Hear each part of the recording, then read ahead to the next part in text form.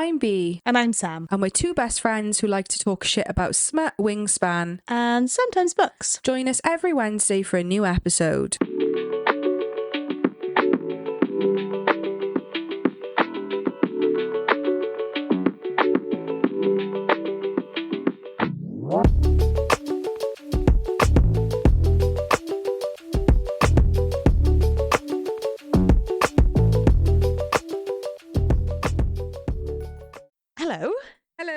Welcome back, Smutterfly. Full disclosure.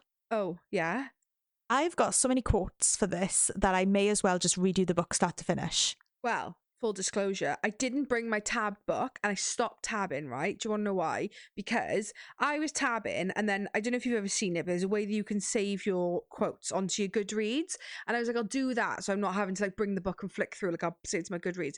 And then when I was scrolling through, everything I was saving was what is like the most tabbed quote. Do you know what I mean? Like, on Goodreads, if you type in like quotes from Heir of Fire, and it was just the exact same. So I was like, why am I going through and like entering all these in? So I do have my quotes, but I equally have about 3.5 pages with quotes from this book. Okay, cool.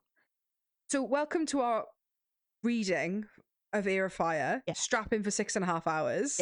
Before we get into it though, anything to say? Yeah, I think I've got quite a bit of author updates to do, if you don't mind. Crack on. So my street team is now officially open. The Pepper Pots. My Pepper Pots, yeah, I'm quite proud of that. Not that it's particularly that difficult to come up with, but So street team applications are in my bio, and also my ARC team applications are open and in my bio. ARC will probably be staying open for quite a while because, like, no rush, to wrap that up. But street team, I will, like, it's not that I don't want too many, right? It's not that. But I feel like I've got, like, a good core number of people in mind, and that's, like, good for me, to begin with. Doesn't mean it's not going to open up again. Yeah. Because, like, we're hopefully getting book 2 in May. But, like, as for now. So I'm probably going to close those. Where are we now? April. Like, I edits back mid-May. I'm probably going to close them, like, in mid-end of May. There's still, like, a bit of time, but I'm just saying, like, if you want to be part of the street team, apply. So both those links are in my Linktree bios and the podcast account Linktrees as well. And what else is happening? Are you reading anything at the moment? I'm still reading what I was reading before. I've been so slow. I don't know what it is. There's just been so much stuff going on. This is like life stuff. But Corey's started a new job and wouldn't normally be in the office a lot, but he's been assigned to a project that's coming to completion. So he's just been in the office constantly. So do you know the evenings? Like, normally it's 50-50, but like, I'm not getting down for bed and whatever till really late. So like, most evenings I've just been so tired that I like can't pick up. So I'm still audiobooking Sunrise on the Reaping, fucking heartbreaking, sobbing over here, 8 chapters in, want to cry. And I'm still reading Cammie's book, phenomenal. I text you on the weekend, like, oh my god, it's so good. But I'm still just reading those. I'm really slow at the moment. Obviously I'm reading these quicker because I know I need to get them done for the podcast.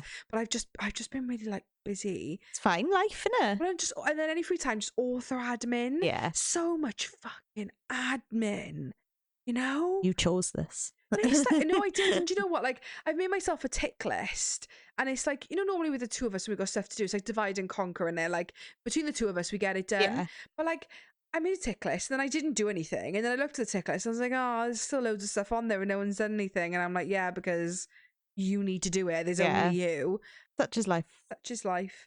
I think that's it. That's all that's going on with me. What are you reading? Just Foxglove by Adeline Grace. So the last one. Second. Still on second, okay. Still on the second, because I'm audiobooking it. Yeah. Full disclosure.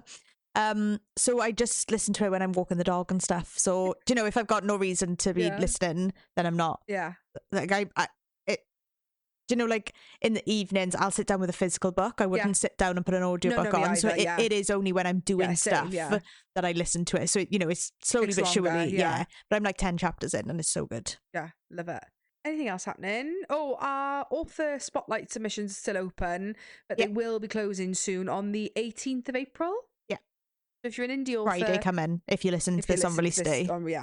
So if you're an indie author, then go ahead and submit. If you know indie authors, get them to submit by tagging them in the pinned posts on our TikTok and Instagram. And then we'll be picking 12 authors' books to feature, 2 a month for the next 6 months, and then we'll reopen applications all over again. Stunning. Anything else? I think so. Oh, that was very quick. It was 5 minutes. 5 minutes and done. We just get straight into it? Can I start? Yeah. You know, when you're just prepared to cry or just be sad. And that's why I want to start. Because I just want to get this out of the way and then me find it because it's quite low down. Have you found the process of rereading this very cathartic? Is that the term, cathartic? How much does your opinion change from the first time you read it? And we'll get into that more, but I've loved it. I've absolutely loved it. I've forgotten how much I love this book. Yeah. Like this is class. Yeah. For me, I was always like, loved Assassin's Blade, Tog, Crown of Midnight, Heir of Fire just starts getting cooking. And then I read it and I was like, do you know what? No, we're fucking sizzling the sirloin in Heir of Fire. Like, we're Gordon Ramsay in Hell's Kitchen in Heir of Fire. Like, there's me thinking it doesn't really, in my head, I thought like Heir of Fire were getting there, Queen of Shadows were kind of getting there, and then like Empire of Storms were like, but no. This book was amazing. The amount of shit that happens in this book that I forgot. And we said this about Crown of Midnight. I think when you're reading books back to back and you're just like flying through them because you're enjoying so much, then it does blur into one. Yeah. But I want to get my saddest thing out of the way because I'm hoping... Oh, it's probably going to be my saddest thing. I think I know what it is. Be one and done for the crying and then I can move on, maybe. Ready for me to read to you again? Oh, I know what it's going to be, but go on, I'm going to cry. It's 2 things I think it could be. But go on, okay. There was not one empty seat in the Royal Theatre that night. Okay, I'm going to start crying. No, it's not even funny. I'm going to stop, but go on. I'll try my best. Every box and tier was crammed with nobility, merchants, whoever could afford the ticket. Jewels and silk gleamed in the light of the glass chandeliers, the riches of a conquering empire. The news about the slave massacres had struck that afternoon, spread into the city on a wave of murmuring, leaving only silence behind. The upper tiers of the theatre were unusually still, as if the audience had come to be soothed, to let the music sweep away the stain of the news. Only the boxes were full of chatter about what this meant for the fortunes of those seated in the plush crimson velvet seats. Debates over where the new slaves would come from to ensure there was no pause in labour, and about how they should treat their own slaves afterward. Despite the chiming bells and the rising and dimming of the chandeliers, it took the boxes far longer to quiet than usual.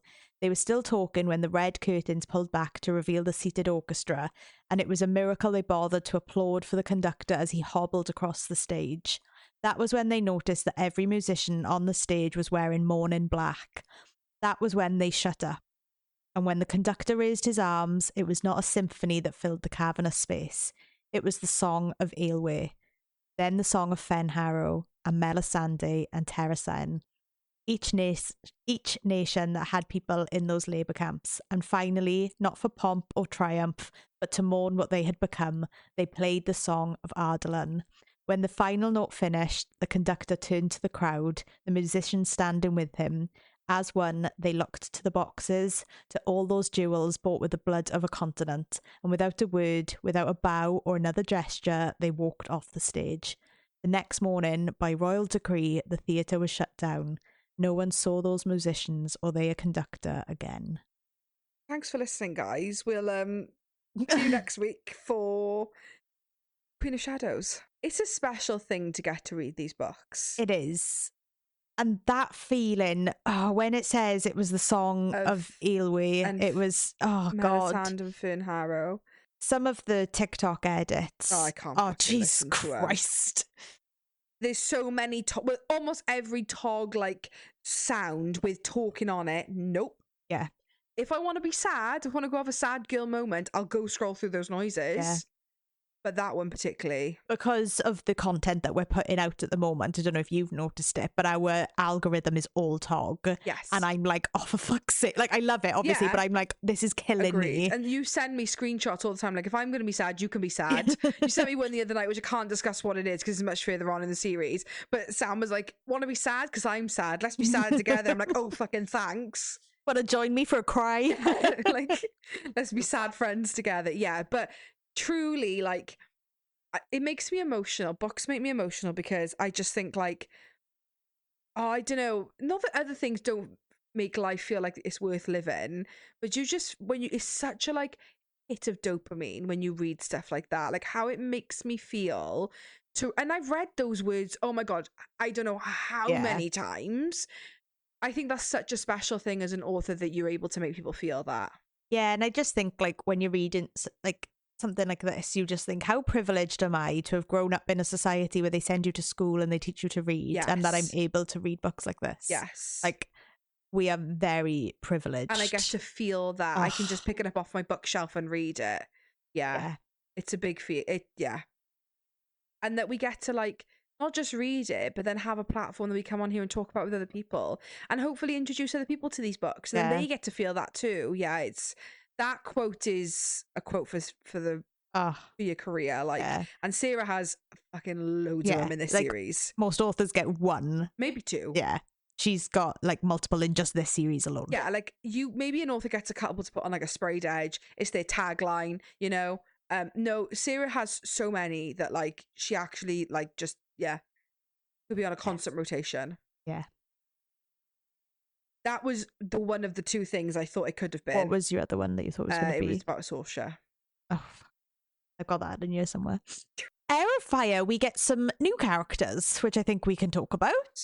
Excited to talk about. Shall we start with Manon? Oh, okay, yeah. I love this one, but that was not who I was going to say. No, but go for it. Shall we start with Manon? Absolutely. There'll be no Manon here. No Manons here. No, sorry, no. How do the Americans say it? Manon? Manon? Manon. Manon. Like Manon. You're a sheep. Manon. You. And I've got to be honest, if you've listened to our Sarah J. Maas ranking of women, you know I love Manon. Oh, yeah. When she was introduced in this book, I couldn't give a fuck.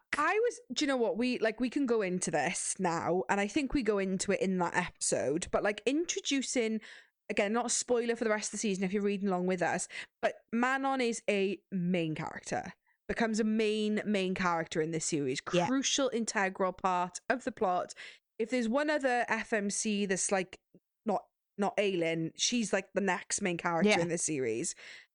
It's wild that Sarah introduces her in book 4. And it was really fucking brave. I was the exact same as you. I was like, I've only just got into this, and you're throwing in a new character. Yeah, and I was like, blah blah blah blah blah. But she also gets POV chapters. That's the big thing. That's such a hard sell to do. Not to like, this isn't a spoiler, but very indicative of Sarah, Carissa Broadbent in the Daughter of No World series. And I was just like, fuck this. Like, I just couldn't care less. Yeah. I'm like, I wonder what's going on with Aelin. And obviously, Manon is a witch. Yeah. We've heard about the witches in Assassin's Blade because Ansel tells Celaena about a girl being stolen by a witch and whatever, and the only way to kill a witch is to chop his head off. Well, then she says that she sees a witch when she's younger with iron teeth. Yes. Ansel talks about that when she was younger. And then obviously we meet Baba Yellowlegs, who is vicious, and Celaena kills her. But doesn't have yellow teeth. Iron teeth. Yellow teeth. She's Yellowlegs. Yes. But they're all Yellow Teeth clans, so maybe she didn't have hers out. Oh, Iron Teeth clan, sorry. Yeah. Oh, is she? I thought she was Yellowlegs, Blue Bloods, and Blackbeaks are all Iron Teeth clans. Ah, I thought she was from Ocean. Yeah. Yeah. And then Manon, true to form. Yeah. First chapter with her, she's hunting men down and letting them have a 10-second head start because she enjoys the hunt. Now, in retrospect, that being Manon's opening chapter, you know the TikTok son's like, fuck being good, I'm a bad bitch. That is like Manon Blackbeak. Like, I enjoy, obviously, because now I've read the whole series and I know I love her, reading her again for the first time, she was amazing. Crack, give it to me now. But if you were doing the read along with us and you were like, oh, fuck Manon, I promise hang in there because she is chef's kiss. We rate, again, not a spoiler, but we rate her higher than Aelin. Yes. In our overall women. Or Celaena, like, if you're not used to calling her Aelin yet. Yeah, sorry, but like, we do know that. But we're just going to call her Aelin now, because honestly, guys, it's a fucking miracle we didn't break in the first 3 books. Yes. So I will say, hang in there. It's worth it. Like, a lot of you guys, like, not to toot our own toot, but actually, sorry, this is going on such a fucking tangent. In my ARC and Street Team applications, the questions at the end are, why do you want to, like support me? And so many of you have put, like, listen to the podcast and love you. And so many people say, because I listen to the podcast and I trust your recommendations. Like, you've never proved me wrong. So the fact that, like, you're writing a book means, like, I'm going to love it. So that's not like tooting our own tooth. That's just genuine things that people have been saying last week. I didn't tell you that. I kind of forgot, really. But loads of people have said that, which is really nice, but also very terrifying, because, like, if we recommend something that you guys don't like, then, cancelled. Well, we'll just burn all of this. But this is like, we promise you, if you're not sold on Manon, you will be. Yeah. And I didn't realise we get it in this book. I thought it was later in the series.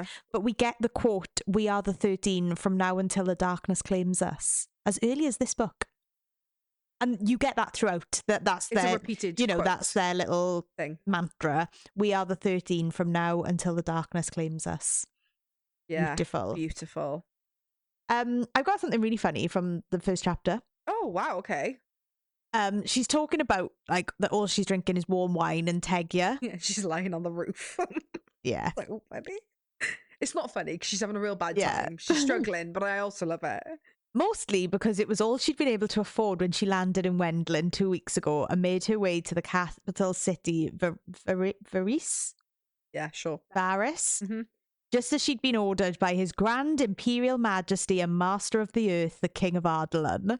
I don't remember calling him that. His Grand Imperial Majesty and Master of the Earth. I just thought, oh, you cocky bitch. I love it. So funny. Like, yeah. She's having a fucking shit time and she's like, it's the fucking king's fault. And fuck you. Because the whole point of her going there is to see her cousin called... Galen. We were saying Gavin. That's why we were getting confused. Galen. And...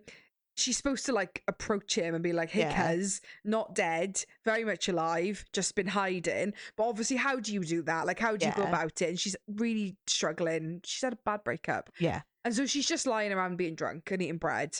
But she talks about, I think it's in the first chapter or two, that seeing Galen, like, riding through the streets, and she's just like an angry slush drunk on the rooftop at, like, but midday. Everyone loves him. Yeah, he's very much like a blue-eyed prince, isn't he? You know? And we also get in that chapter, birds circled above, keeping well away from the white-tailed hawk that had been perched atop a nearby chimney all morning.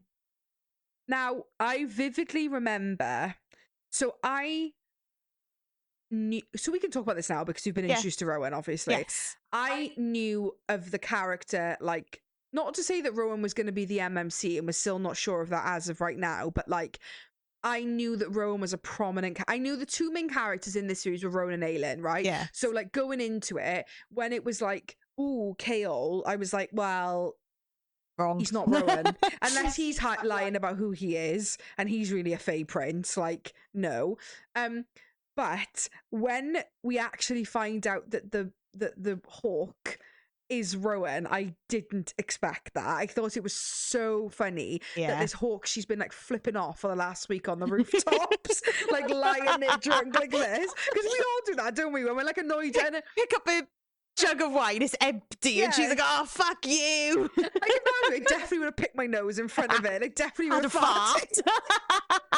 I've been, like, scratching my ass. And it's fucking Rowan Whitethorn. Like, but that's what I love about her. Like, I just thought that was so funny. Yeah. Just the image of her lying drunk, like, dirty on a rooftop, and this hawk the whole time is just judged. Because, like, I do it to my dogs. I'm like this. If they're, like, judging me, I'm like, stop judging me. Like, you know, and I just thought that was so funny. Yeah, fucking hilarious. Yeah. Did you like Rowan more second time round?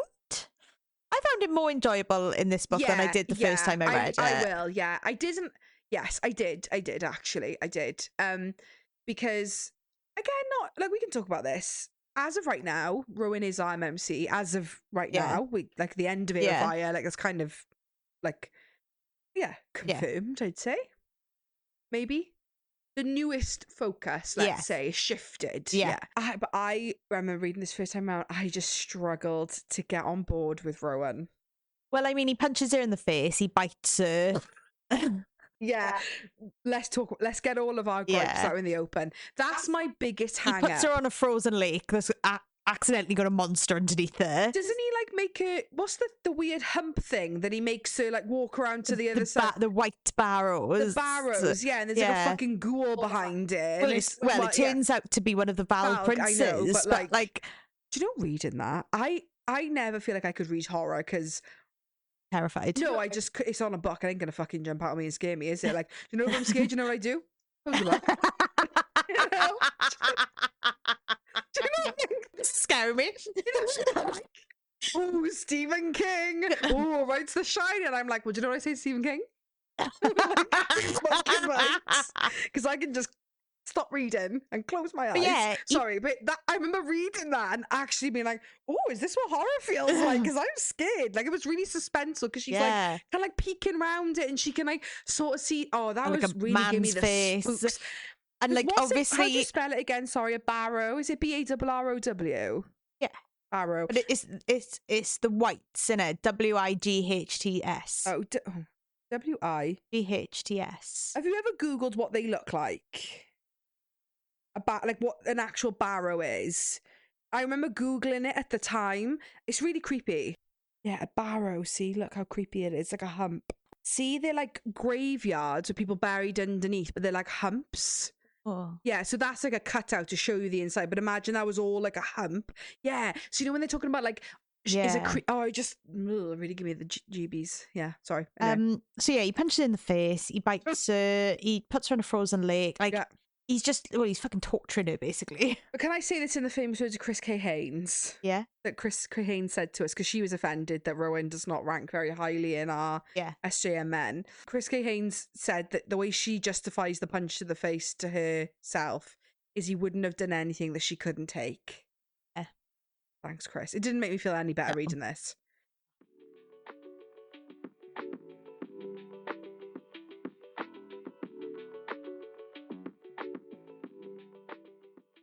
I'm Brooke. I'm Cammie, and we do Throne of Glass deep dives over at Bookish Realms Pod. My favorite moments in Heir of Fire. Dorian meets Sorsha for the first time because he's injured. How did he get that injured? Bonin. No, that's not my answer.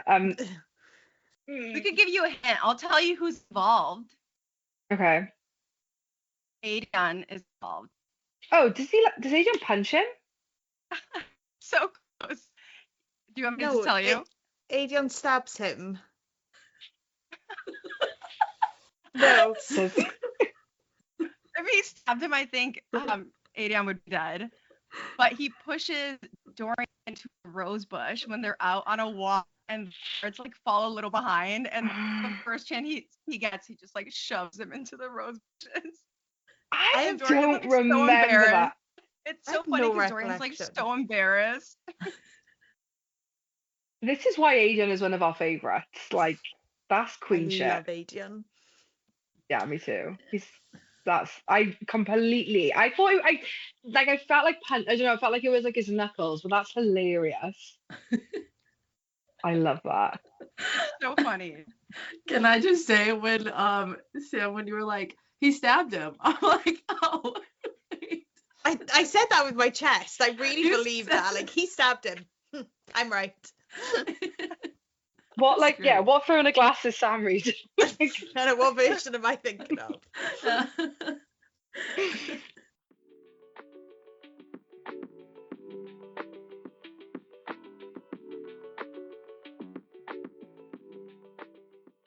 We'll come back to Rowan in a sec, but I've written here, because obviously mine are in order that I read it. Yeah. So chapter 19, I've written, Chaol got captured by the rebels again. Like, you're the fucking head of the guard. Stop getting captured. This is where I can see the like Chaol. Yeah. But then he tells Aedion that Aelin is alive.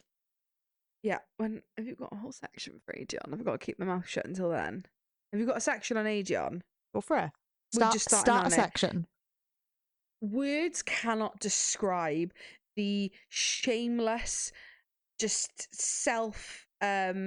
shameful things I would do for that man. He's stunning. You know the again TikTok sound. This like, I will be a father figure. Yeah. I have nothing appropriate to say about Aiden Ashriver. Nothing. And that will continue for the rest of this series. Yeah. So we get a lot of like flashbacks and like dreams and things of Aylin's childhood. And obviously Aiden played a big part of her childhood. He was her older cousin, but he was her only friend, really. So he's devastated that he thinks that she's dead. She's been dead for 10 years. And obviously Kale telling him no, she's alive, and taking him to her apartment, and he's like going through the wardrobe looking at all the dresses, and like he's like, oh, it is her, because these are all like the fine fancy things that she would like. And I love that she's always been like that, you know, even before her life with Arabin, she's just always been herself. You know, the first scene where Aedion Ashriver walks into like the Great Hall in the glass castle is literally the biggest dick swinging scene I have ever seen. The Wolf of the North as a name, God help me. I know. As soon as he got introduced, I was like, this is the man for me. Woof. Like he's sign me up, please, to 16 books of this man, because I'm obsessed. Do we find out, this isn't a spoiler for the rest of the season, but we know this because we've read the rest of the series, but I can't remember if we got told in this. But Aiden's a bisexual queen, right? And we do know that in this book, don't we? I'm sure it's mentioned that because you know when Kale's like stalking him or trying to like finds out that he lays with like women and men. I'm sure he says that. Yeah. Yes. Snaps. Yes. I just wanted to talk about it because I'm just so obsessed with that man. Yeah. So again, when I'll just say this Heir of Fire, for the rest of the series, like, we are feral for Aedion. Yeah. I'm kind of surprised now that in our SJMN I rated Dorian higher than him. I do love Dorian. We'll get to that later in books. I mean, later books. Yep. I've got another little... I mean, like, all my quotes are huge. Yeah. But here we go. Manon, eyes still upon the beast, said, he's mine. He had saved her life not by coincidence, but by choice. He'd felt the current running between them too. The witch and the wyvern looked at each other for a moment that lasted for a heartbeat, that lasted for eternity. You're mine, Manon said to him. The wyvern blinked at her, Titus's blood still dripping from his cracked and broken teeth, and Manon had the feeling that he had come to the same decision. Perhaps he had known long before tonight, and his fight with Titus hadn't been so much about survival as it had been a challenge to claim her as his rider, as his mistress, as his. And like, no spoiler for the rest of the series, but the connection between Manon and Abraxas, like, Jesus Christ. Wild. Stunning. Gorgeous. But I will say, like, I remember my thought process during this. I still wasn't on board at that point. Same. I was still like, ugh. So fucking hell, the witches again. But yeah, reading it now, it was really lovely to be reminded of how deep their connection is. The witch and the wyvern. I know. I love that so much. I know. Just the little runt of the litter. I am Manon Blackbeak, heir to the Blackbeak clan, and you are mine. Do you understand? One of the men snorted, and Manon might have whirled to tear out his tongue right there, but Abraxas lowered his head ever so slightly, as if he understood. You are Abraxas, Manon said to him, a chill slithering down her neck. I gave you that name because he is the great beast, the serpent who wrapped the world in his coils, and who will devour it at the very end when the three-faced goddess bids him to. You are Abraxas, she repeated, and you are mine. I've got one last thing about Abraxas, and then I will fucking stop talking about this wyvern. Okay. So she's trying to get him to eat meat. Manon rubbed her eyes. Is it not fresh enough? He moved to sniff some white and yellow flowers. A nightmare. This was a nightmare. You can't really like flowers. Again, those dark eyes shifted to her, blinked once. I most certainly do, he seemed to say. She splayed her arms. You never even smelled a flower until yesterday. What's wrong with the meat now? The fact that he loves flowers. Sniffing little wyvern. Oh my God, he's so cute. Yeah, I'm obsessed. He's like a little puppy. Yeah, literally. He's so, so cute. I have an absolutely top tier Manon Blackbeak quote. Oh, go on. Witches didn't need blood to survive, but humans didn't need wine either. Hilarious. who, like, again, like, the level of daddy that she is unreal. Mommy. I had an Aedion quote is what I was trying to find here, but I can't find it now. Fucking, I can't remember if it's Dorian that says it to Aelin or Aelin says to Dorian, you know, in their flashback. And she says it to him, and he looked lonely enough that she said, if you like, you could be my friend. I was like, when she says to him, you eat like a lady, and he says, I eat like a prince. She's like, you don't need to use a knife and fork to cut your bread. An agent, like, bullying, like, Dorian, like, you're too pretty. Literally. So cute. Yeah. And he says, I don't need a friend. My best friend is going to be the Lord of Aniel one day. Yeah. Hurts deep down, doesn't it? Yeah. Yeah. That whole flashback when you realise that it was the king that made her set herself on fire because he planted something in her mind. Fucking cunt. Yeah. Oh!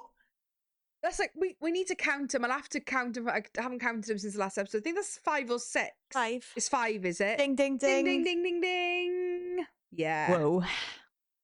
Yeah. I'm literally reading these quotes. We could be here all day because every single one I'm like, oh. I'm not even like a fraction into my quotes. When she obviously starts investigating with Rowan, these husks of bodies that are turning up, and obviously eventually we find out it's the Valg. Well, and they're all demi-phase as well. Yeah. But it's during that, and she's talking about like a very distinct smell, and she says her parents had been assassinated. She'd seen the wounds, but the smell in their room had been so similar.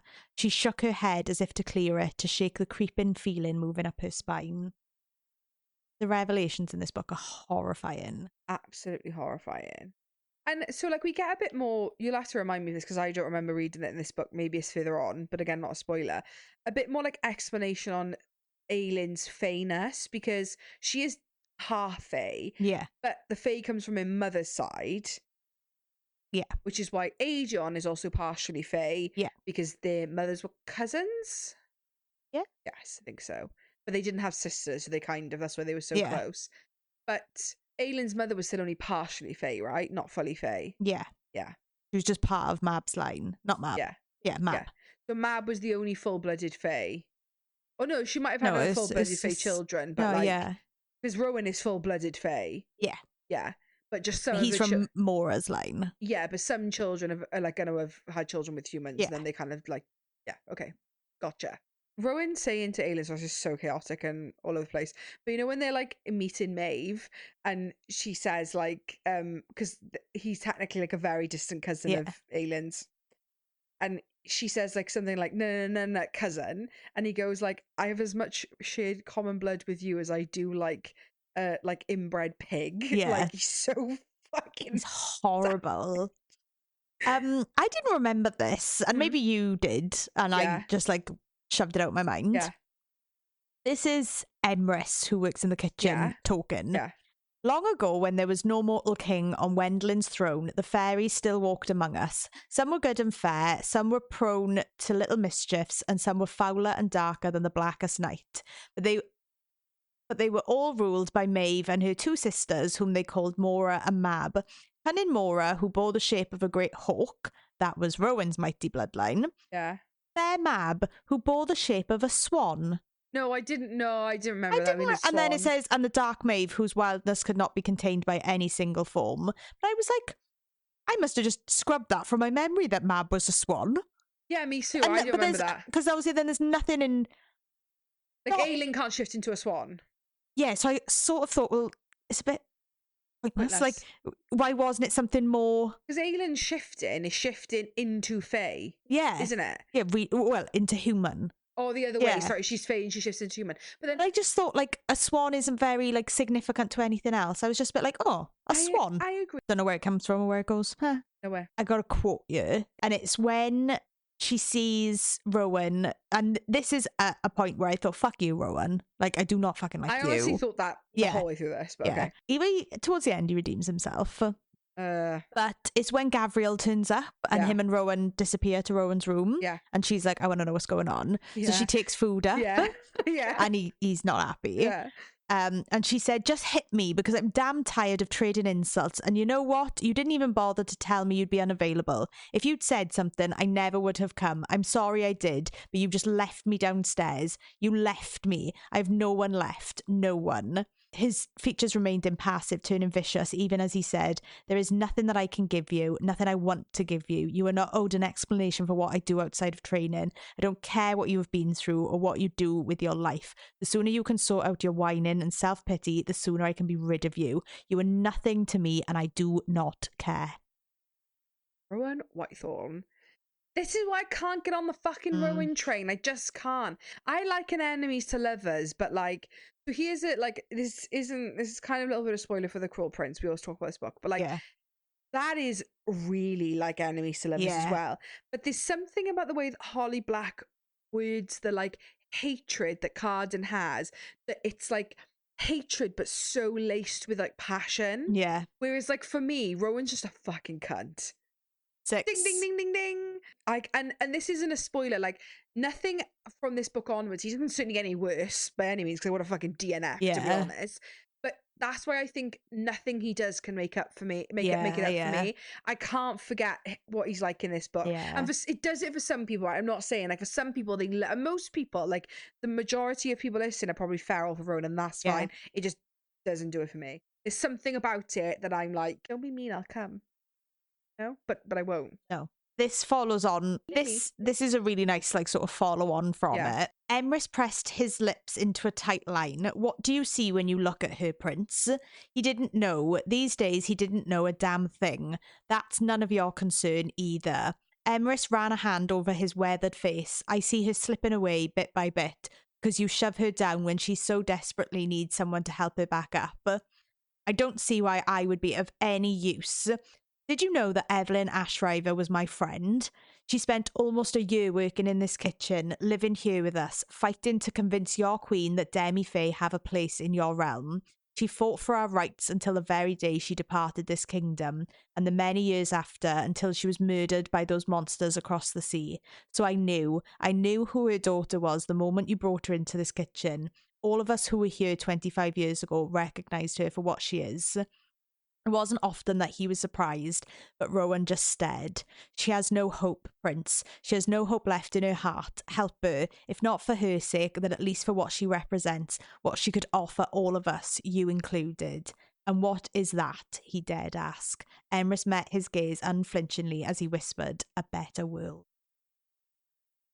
The fact that he was friends with her mother, Evelyn, and her mother and he knew as soon as worked in that kitchen. Like, she's almost like following through her mother's footsteps. Yeah, and doing like fulfilling what her mother couldn't. I know. I got goosies. And he's saying as soon as she stepped in this kitchen, I knew who she was. Like, it's been 25 years, but I knew who she was. Probably because she looks so much like her mother as well. Oh my god, that breaks my fucking heart.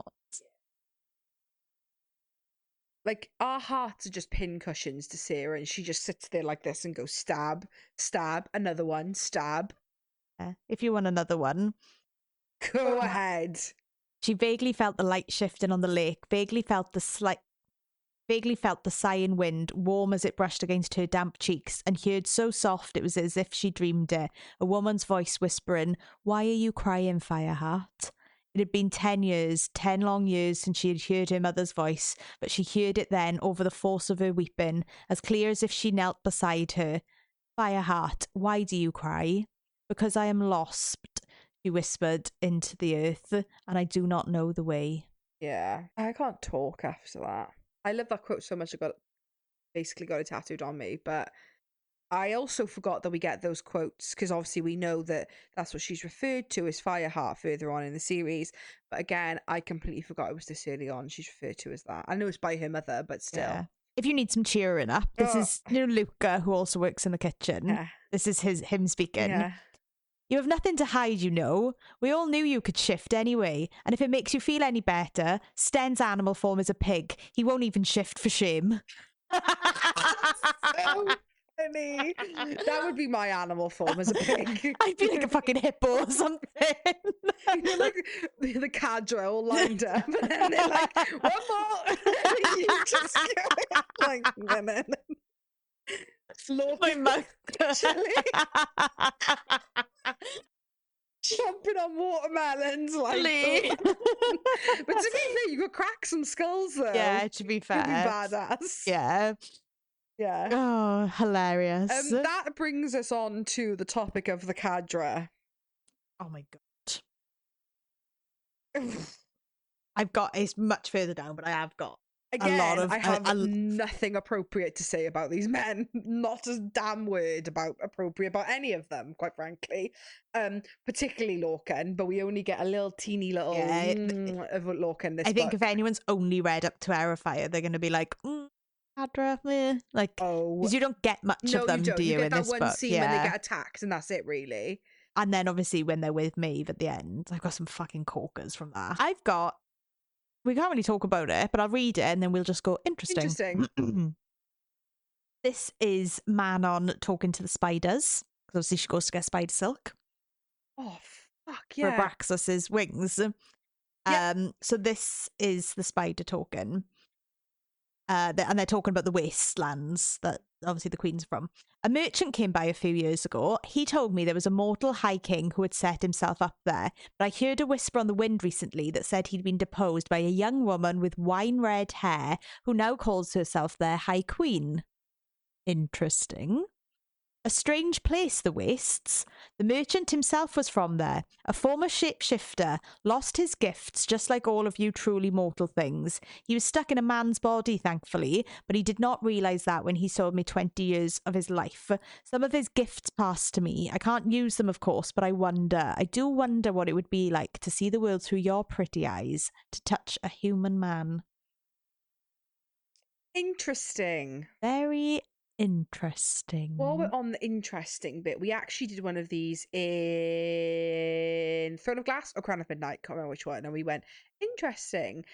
Dorian talking about how familiar Celaena felt when he looked at him. I know. Yes. Seen those eyes before. Yep. Oh, do you know what we get in this book? What? Who did that to you? Do we? Oh, from her... Rowan sees her back. Yeah. And she says, a lot of people. I spent some time in the salt mines of Endovia. He was so still that she wondered if he'd stop breathing. How long? He asked after a moment. She braced herself for the pity, but his face was so carefully blank. No, not blank. Calm with lethal rage. A year. I was there a year before. It's a long story. She was too exhausted, her throat too raw to say the rest of it.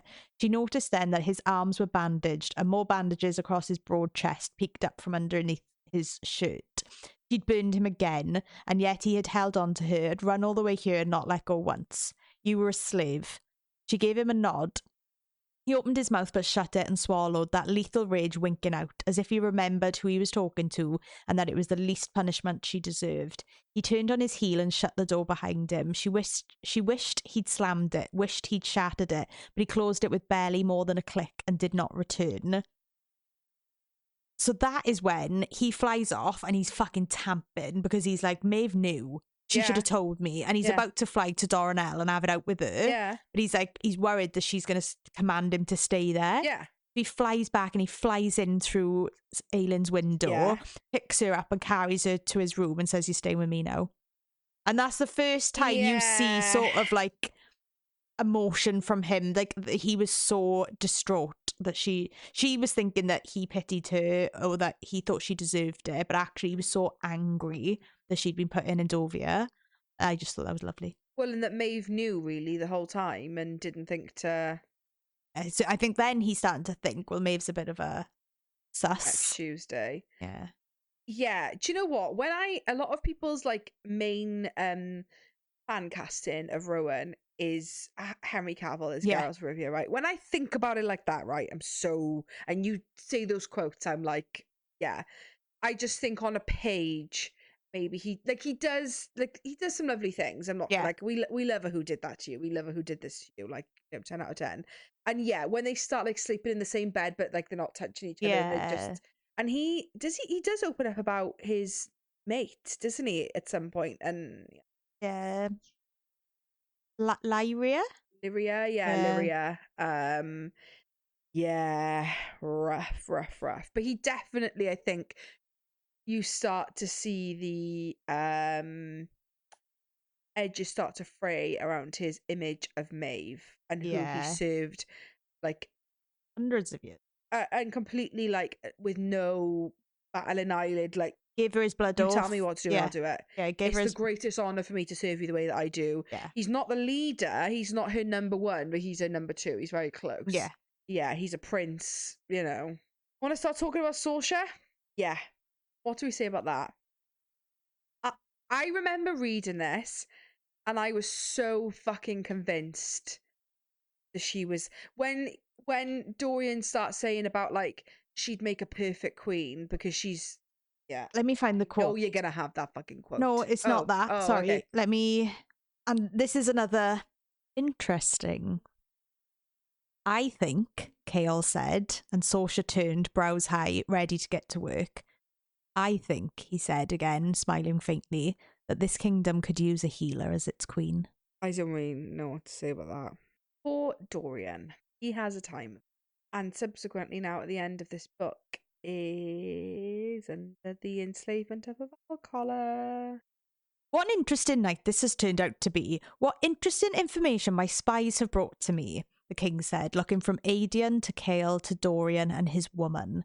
My most talented general is found to be sneaking around Rifthold in the dead of night. After spending so much of my gold on parties he does not even bother attending.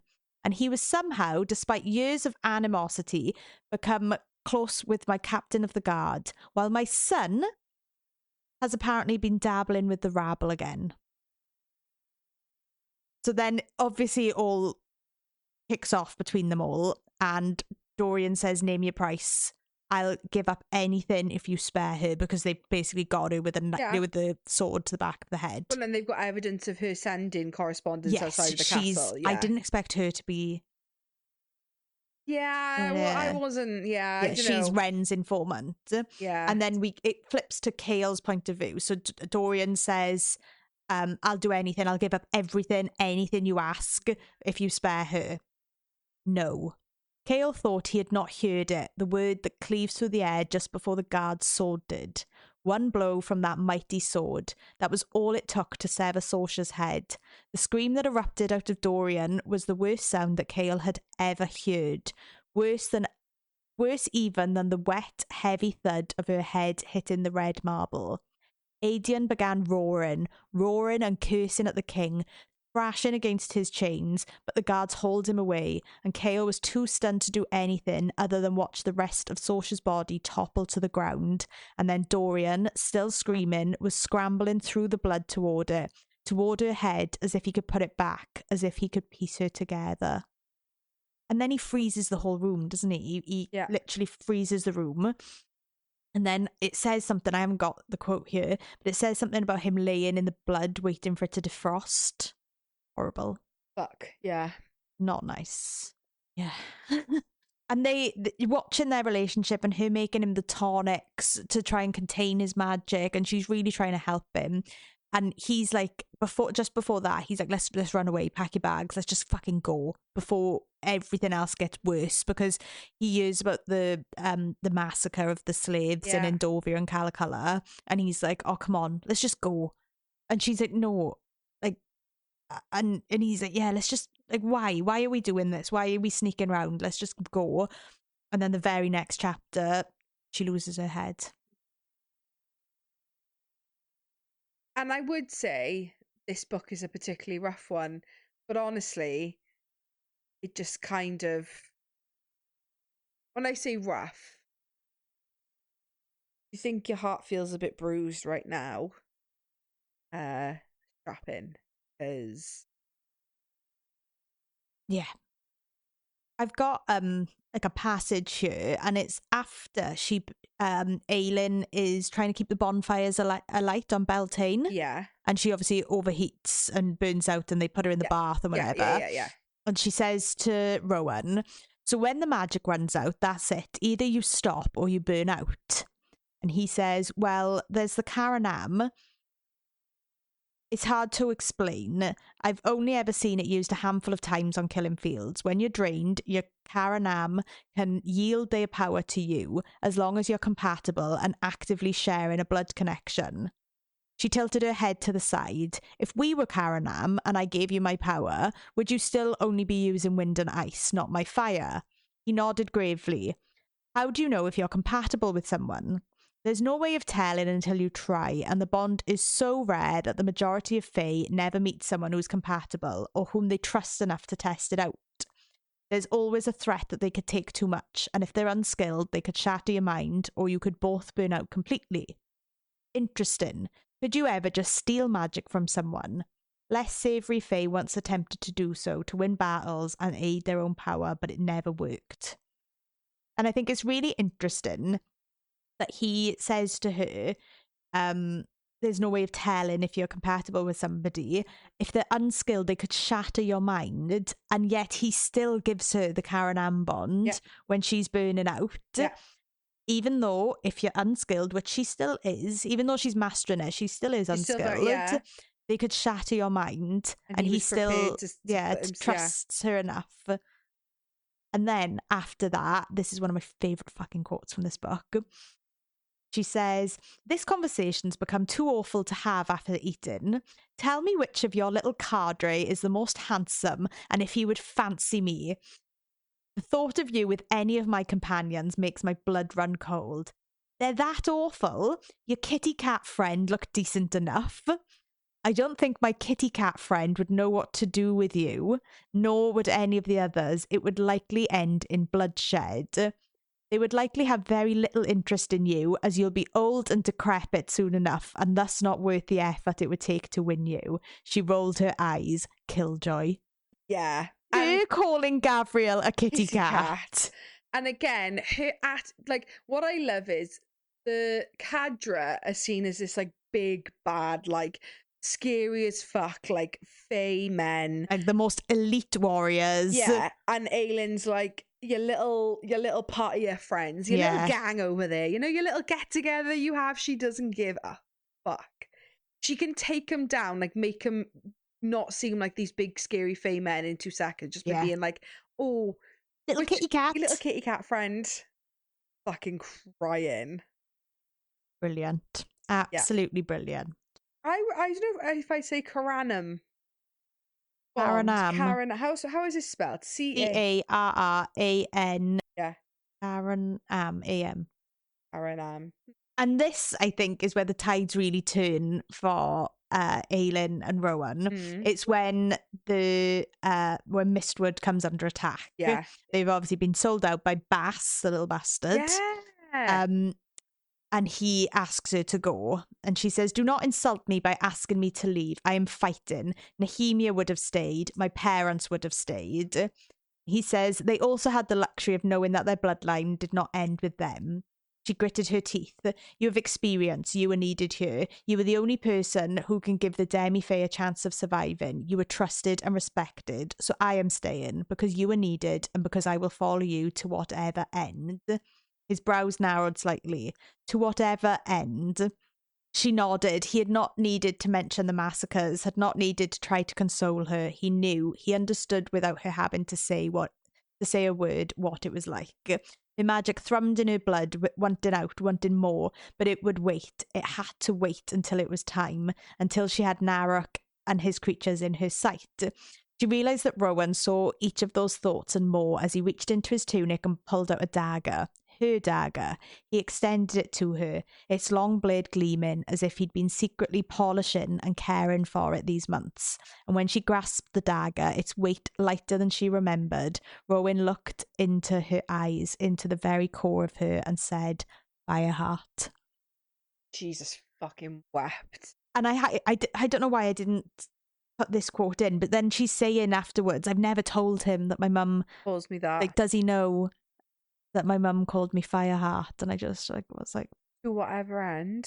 Oh, to whatever end. Just gonna like drop that in this era as like a little, like, you know. He is. Yep. And then he says that he'd called for aid from his cadre. Yeah. And she says, I claim you, Rowan Whitethorn. I don't care what you say and how much you protest. I claim you as my friend. She also says in this, I was just looking at my quotes, let's go rattle the stars. Does she? According to my quotes, yeah, she does. Apparently page 516. You could rattle the stars is further on, and then I'm going to rattle the stars, is what she says. I'm going, Rowan. I will gather the rest of my court, our court, and then we will raise the greatest army the world has ever witnessed. I will call in every favour, every debt. Oh, to Celaena Sardothien, to my parents, to my bloodline. And then she looked towards the sea, towards home. And then I'm going to rattle the stars. Page 561. Maybe someone put a typo. Oh, yeah, I've got it. Yeah. Sorry. Because obviously, Eleanor says that to her. You could be different. You could rattle the stars. Yeah. Yeah, because she's making him stay, isn't she? Basically, she has Goldrin in this. Yeah, she finds the ring and Goldrin. Also, right, I'm pretty certain this is never confirmed, so it isn't like a spoiler for the rest of the series. Yeah. They find it in the cave, don't they? Yeah. The corpse of what they. Who tells her that it was the person that Maeve loved? Does Rowan tell her that? No, Emrys tells stories, and then she sort of pieces it all together. So. We don't ever find out who that is, do we? Yeah, we get a name for him. What was his name? That's the name. But like... Athril. But like, not to spoil, but you have nothing about him No, in the series. never again. Never again. No. Well, this is the Valg talking when she pulls out Goldrin. Yeah. They fight them in the cave then, don't they? Is it in the cave they fight them? No, that's the creature that they run away from. Under the ice. Yeah, this is when they attack Miss Squid, and she goes outside the barriers. She pulls out Goldrin. But you are not Athril, beloved of the Dark Queen, one of them said. Another said, and you are not Brannon of the Wildfire. Oh. How do you... But the words caught in her throat as a memory struck from months ago, a lifetime ago, of a realm that was in between, of the thing that lived inside Cain speaking. To her and Elena, daughter of Brannon, you were brought back, it said, all the players in the unfinished game. A game that had begun at the dawn of time when a demon race had forged the word keys and used them to break into this world, and Maeve had used their power to banish them. But some demons had remained trapped in Irelia and waged a second war centuries later when Elena fought against them. What of the others who had been sent back to their realm? What if the King of Ardalan, in learning of the keys, had also learned where to find them, where to harness them? Oh gods, you are the Valg, she breathed. The three things inside those mortal bodies smiled. We are princes of our realm. And what realm is that? She poured her magic into the shield behind her. The Valg prince in the centre seemed to reach toward her without moving an inch. She sent a punch of flame at him, and he curled back. A realm of eternal dark and ice and wind, he said, and we have been waiting a very, very long time to taste your sunshine again. The King of Ardalan was either more powerful than she could imagine, or the most foolish man to ever live if he thought he could control these demon princes. Yeah, so that's how she effectively gets Rowan out of the blood bond, is she trades the ring. Well, I do have more. Okay. So, no, sorry, but yeah, that is. Yeah. This is still when she's fighting the Valg. Uh-huh. Far up the hill, as if they'd come racing down from the mountains and had not stopped for food or water or sleep, were a towering man, a massive bird, and three of the largest predators she had ever seen. I shouldn't laugh because it's not funny, but you find it really funny the Lorcan's the only one that can't shift. The massive man. The big man. And afterwards, Rowan's pretty pissed off. He's like, did any of them try and help you on the way in? Yeah. And she's like, well, Gavriel sort of stopped, but... Not really. Yeah. Yeah. And he's fuming. Yeah. And then we have... So Rowan was screaming as the creature pulled her into its arms as she stopped fighting, as her flames winked out and darkness swallowed her whole. So then she's in all these nightmares. She's like seeing her parents die. She's seeing Lady Marian die. Like she's just witnessing, she's seeing Hemia's death. Yeah. She's seeing everything. And then this is something that she sees. Lord of the Forest. Between his curling antlers was a burning crown of gold, the immortal star that watched over them and pointed the way home to Terrasan. She knew every inch of the amulet, had run her fingers over it countless times, and memorised the shape of the symbols etched into the back, words in a strange language that no one could remember. Father gave this to you when you were in Wendland to protect you. The smile returned, and before that, his uncle gave it to him when he came of age. It is a gift meant to be given to our people. To people in our family, to those who need its guidance. She was too stunned to object as her mother slipped the chain over her head and arranged the amulet down her front. It hung almost to her navel, a warm, heavy weight. Never take it off, never lose it. Her mother kissed her brow. Wear it and know that you are loved, Fireheart, that you are safe, and it is the strength of this, she placed a hand on her heart, that matters. Wherever you go, Aelin, she whispered, no matter how far, this will lead you home. She had lost the amulet of Orinth, lost it that very next night. But, obviously, doing all this, the valves in and out of her head, she realises that amulet is the last word key. Yep. And she realises who's fucking got it. Yep. Daddy Arabin. Arabin Howell. So are we going back to Rifthold or go see Arabin and maybe get the word? And then because they're putting all these nightmares into her head, they put in her last moments in Orinth. Lady Marion reached for the dagger in her boot. It glinted in the dim light. When I say run, you run, Aelin. Do you understand? She didn't want to, not at all, but she nodded. Lady Marion brushed a kiss to her brow. Tell my Alid, her voice broke. Tell my Alid that I love her very much. Yeah. Yeah. Cool. And then we get to the Karanam. And there beyond the stones, standing between two of those creatures, was Aelin, a strange mark glowing on her brow. Her hair flowed around her, shorter now and bright like her fire, and her eyes, though they were red-rimmed, the gold in her eyes was a living flame. The two creatures lunged for her, the darkness sweeping in around them. Rowan ran all of one step before she flung out her arms, grabbing the creatures by their flawless faces, her palms over their open mouths as she exhaled sharply, as if she'd breathed fire into their cores. Flames shot out of their eyes, their ears, their fingers. The two creatures didn't have a chance to scream as she burned them into cinders. Spying him at last, she smiled faintly, a queen's smile. Mark on her brow again. Interesting. And then Rowan reached for her, panting and bloody. She did not dishonour him by asking him to flee as he extended his bleeding palm, offering his raw power to harness now that she was well and truly emptied.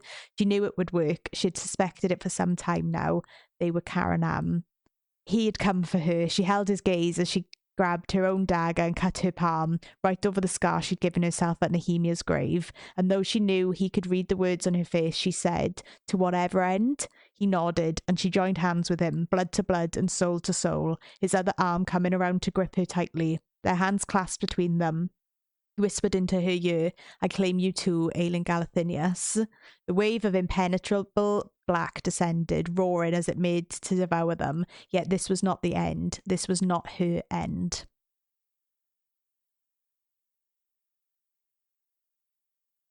Yeah. They defeat the Valg, the four. And she sleeps, it says like that she sleeps for like 2 days then. This is her and Rowan after she wakes up. I don't know what you're gonna say now. That's scaring me. I think everything else I've like anticipated, but I don't remember this. So she steeled herself. "I have never told anyone this story. No one in the world knows it, but it's mine," she said, blinking past the burning in her eyes, "and it's time for me to tell it." Rowan leaned back on the rock, bracing his palms behind him.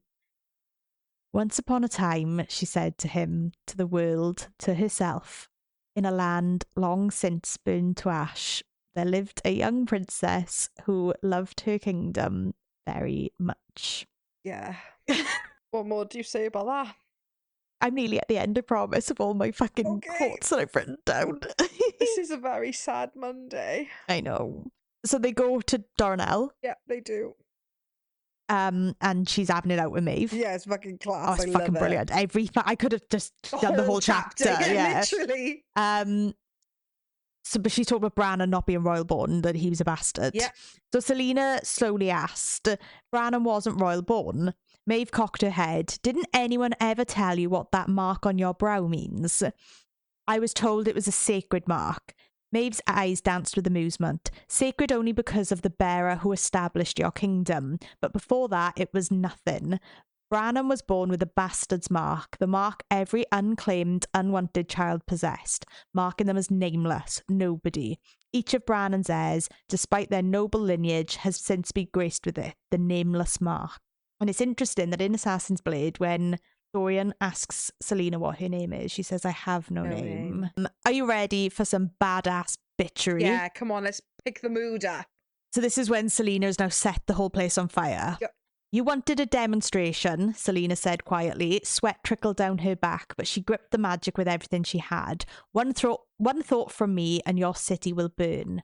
It is stone, Maeve snapped. Celaena smiled. Your people aren't. Maeve's nostrils flared delicately. Would you murder innocent Aelin? Perhaps. You did it for years, didn't you? Celena's smile didn't falter. Try me. Just try to push me, aunt, and see what comes of it. This was what you wanted, wasn't it? Not for me to master my magic, but for you to learn just how powerful I am. Not how much of your sister's blood flows through my veins. No, you've known from the start that I have very little of Mab's power. You wanted to know how much I got from Brannon. The flames rose higher, and the shouts of fright, not pain, rose with them. The flames would not hurt anyone unless she willed it. She could sense other magics fighting against her own, tearing holes into her power, but the conflagration surrounding the veranda burned strong. You never gave the keys to Brannon, and you didn't journey with Brannon and Athril to retrieve the keys from the Valg, Celaena went on, a crown of fire wreathing her head. You went to steal them for yourself. You wanted to keep them. Once Brannon and Athril realised that, they fought you. And Athril, Celaena drew Goldrin, its hilt glowing blood red, your beloved Athril, dearest friend of Brannon. When Athril fought you, you killed him. You, not the Valg. And in your grief and shame, you were weakened enough that Brannon took the keys from you. It wasn't some enemy force who sacked the sun goddess's temple. It was Brannon. He burned any last trace of himself, any clue of where he was going, so you would not find him. He left only Athril's sword to honour his friend, in the cave where Athril had first carved out the eye of that poor lake creature, and never told you. After Brannon left these shores, you did not dare follow him, not when he had the keys, not when his magic, my magic, was so strong. It was why Brannon had hidden the word key in his household's heirloom, to give them that extra ounce of power, not against ordinary enemies, but in case Maeve ever came for them. Perhaps he had not put the keys back into the gate because he wanted to be able to call upon their power should Maeve ever decide to install herself as mistress of all lands. That was why you abandoned your land in the foothills and left it to rot. That was why you built a city of stone surrounded by water, so Brannon's heirs could not return and roast you alive. That was why you wanted to see me, why you bargained with my mother. You wanted to know what manner of threat I would pose, what would happen when Brannon's blood mixed with Mab's line. Celaena opened her arms wide, Goldrin burning bright in one hand. Behold my power, Maeve. Behold what I grapple within the deep dark, what prowls under my skin. I've literally got, look at my goosebumps. Oh my god. And then, sorry, I know I'm just fucking talking and talking and talking. Go for it. So the Valg were obviously putting all the nightmares in her head, but one of them showed her future. Yeah. And then she tells Maeve what the future is. Yeah. The deafening crowd echoed through the pale stone corridors of the royal castle of Orinth. They were chanting her name, almost wailing it, Aelin, a 2-beat pulse that sounded through each step she made up the darkened stairwell. Goldrin was heavy at her back, its ruby smouldering in the light of the sun trickling from the landing above. Her tunic was beautiful yet simple, though her steel gauntlets, armed with hidden blades, were as ornate as they were deadly. She reached the landing and stalked down it, past the towering, muscled warriors who lurked in the shadows just beyond the open archway. Not just warriors, her warriors, her court. Aedion was there, and a few others whose faces were obscured by shadow, but their teeth gleamed faintly as they gave her feral grins. A court to change the world. The chanting increased, and the amulet bounced between her breasts with each step.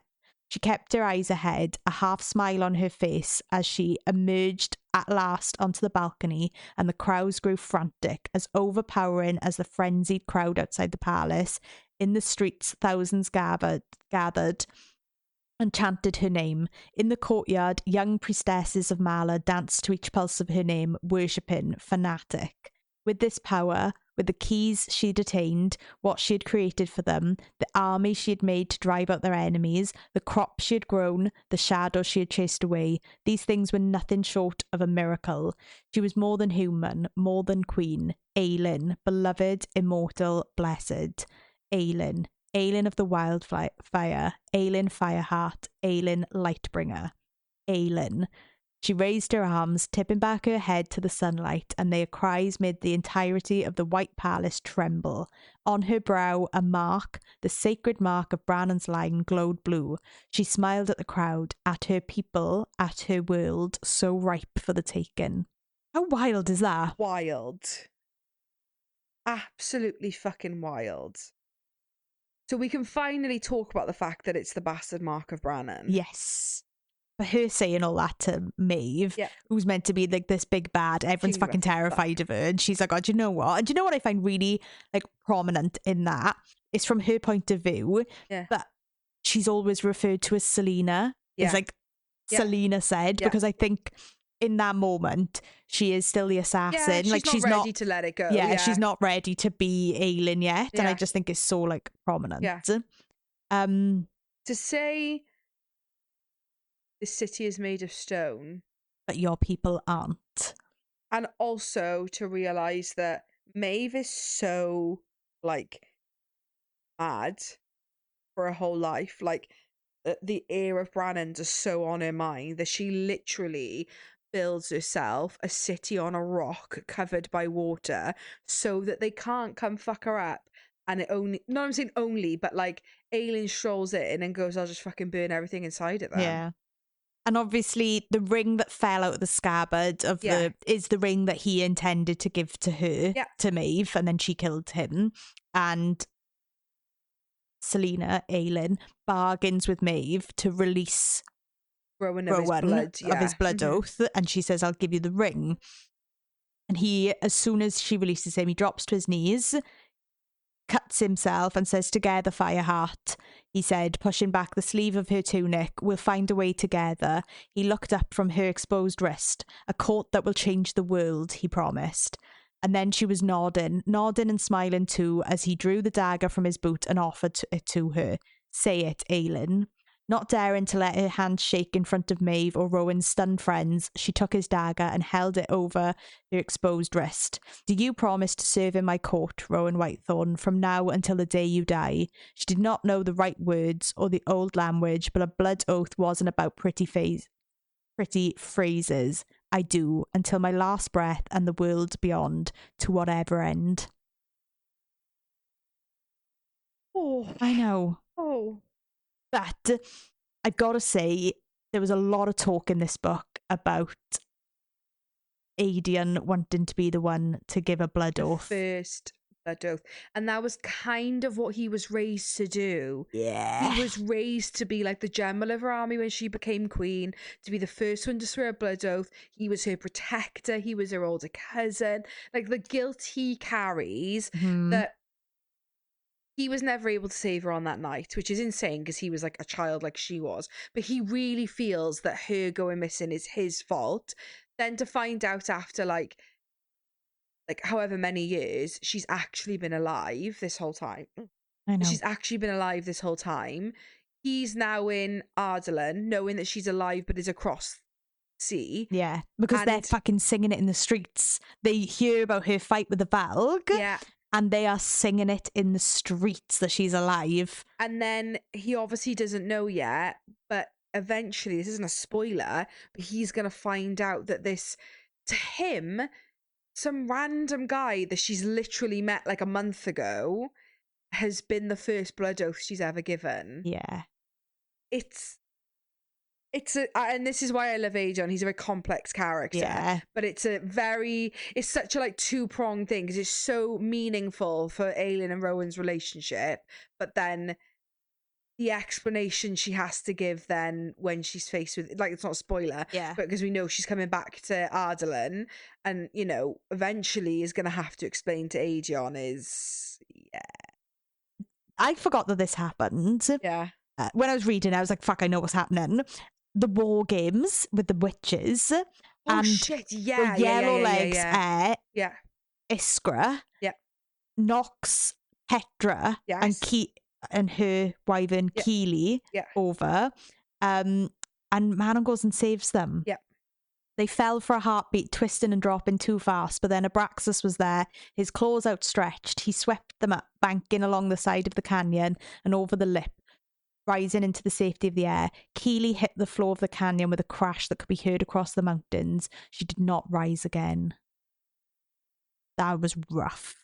Rough as that fuck. Iskra is a cunt. 7. Number ding, 7. ding, ding. Ding, ding, ding, yeah. She pushes Manon into the pit in the first place, and then she ends up fucking killing Petra's wyvern. Yeah. Poor Keely. That was such a cute name for a wyvern as well. Really Keely. cute. And then the matron of the yellow leg says, "Oh, an unfortunate accident brought on by uncontrollable wyverns." Do you know as well, I love the way that the witches punish each other. Like, if one of them does something wrong, in public, Manon gives a punch to the face, a punch to the throat, a punch to the stomach. One of them got whipped for doing something. Punching you for doing so, yeah, literally. And like, I can't remember which one it is, where there's Astrid or Sorel, but she breaks her nose and she's just grinning at her with like all blood running into her teeth. She's just smiling at her. Like, they fucking love her. Yeah. Yeah. Oh, and then my final quote is the final page of the book. She boarded the boat as night fell, herded into the galley with the other passengers to keep them from learning the route through the reef. With little fuss, they set sail, and when they were at last allowed out of the galley, she emerged onto the deck to find dark, open ocean around them. A white-tailed hawk flew ahead, and it swooped low to brush its star-silvered wing against her cheek in farewell before it turned back with a sharp cry. In the moonless light, she traced the scar on her palm, the oath to Nehemia. She would retrieve the first word key from Arabin and track down the others, and then find a way to put the word keys back in their gate. She would free magic and destroy the king and save her people. No matter the odds, no matter how long it took, no matter how far she had to go. She lifted her face to the stars. She was Aelin Ashriver Galathinius, heir of 2 mighty bloodlines, protector of a once glorious people, and queen of Terrasan. She was Aelin Ashriver Galathinius, and she would not be afraid. Also really fucking sad that Sam never knew who she was. Oh, he would have loved her regardless, but he never knew. That's just so sad. I feel like this is now where the story is, like, 100%. I feel like when you finish that and you realise, like, she's going back to face Arabin, who we haven't seen, like, since Assassin's Blade, like, she knows that the king is controlling everyone with these words and these collars. Like, she's got so many things going on. Then we've also got the witches thinking, right, what the fuck are they doing for the king? Because they've all been called somewhere at the end of this. Then you've got Dorian in a collar.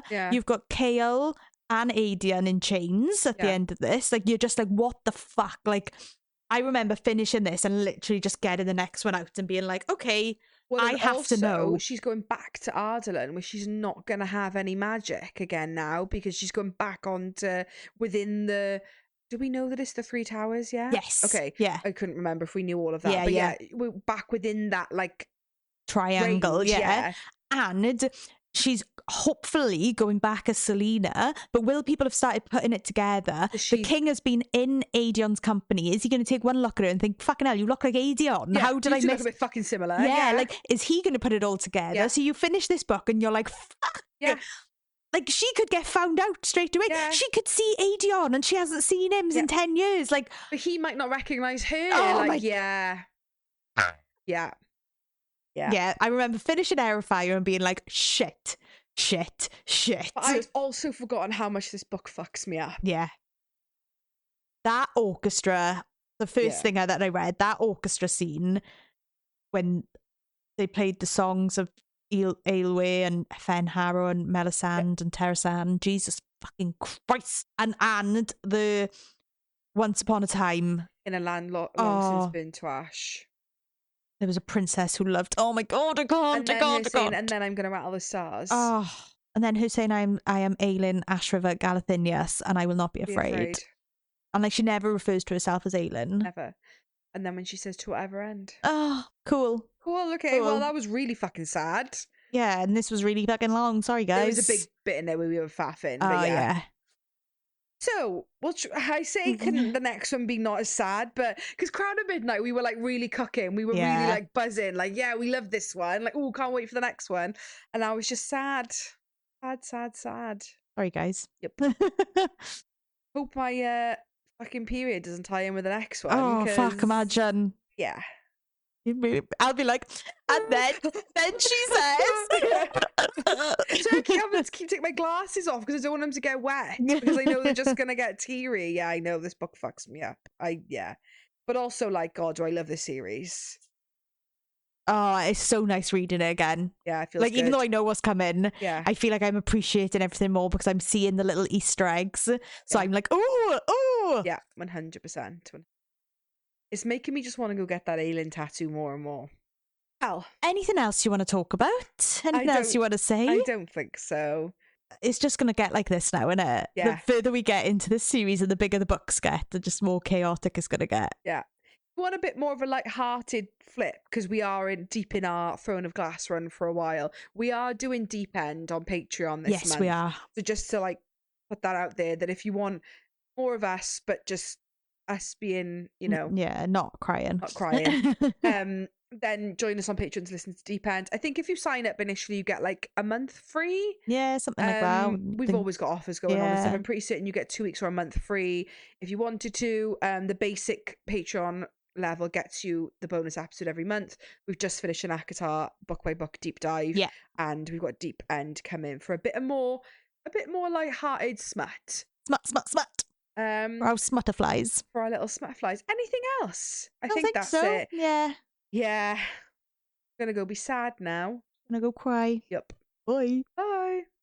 Thanks so much for listening. Follow us on TikTok and Instagram @apod of Smut and Wingspan. See you next week. Bye.